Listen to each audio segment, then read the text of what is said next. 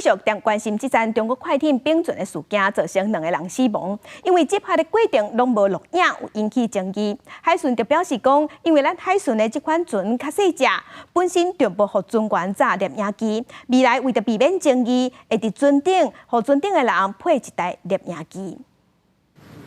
中国籍快艇挂海并船造成2死的事件，2名伤患者登去中国了后，煞讲是互海巡艇弄并船泼落水，海巡署离离，公图司法经过各公布4段无线电音档。目前有一艘 A 类高速前进，目前往北京岛前进，请柜台前往放渡。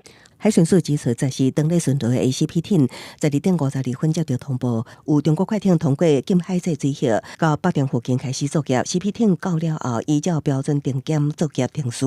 艇长迄当时也开启警示灯甲警报器，同时快速往中国快艇前进。21分外钟，会对着过程，中国快艇突然向正边驶翻，准备弄到 CP 艇正边头前，因为离心力造成反弹刷并船。 做了一个甩尾，然后不断的碰触的过程，离心力的关系导致这艘陆基快艇失去平衡翻覆，马上开始展开一个搜救的动作。不过，执法过程无录影所证引起争议，海巡署强调，因为高速对流船身激烈海动，海巡人员爱高度专注维持平衡，造成负责搜证人员未当提出手架式摄影机所证。未来 CP 艇执勤人员会配挂闭路器。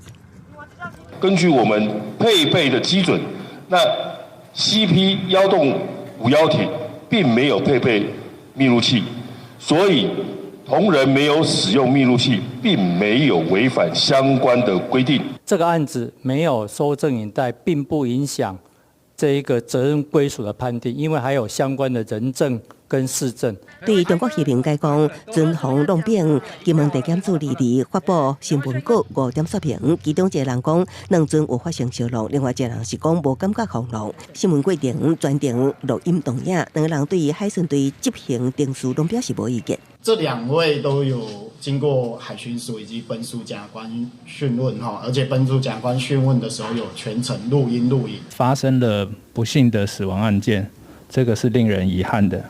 但是我们仍然支持这个海巡署继续执法。陆委会对事件表达遗憾，也过支持海巡署执法。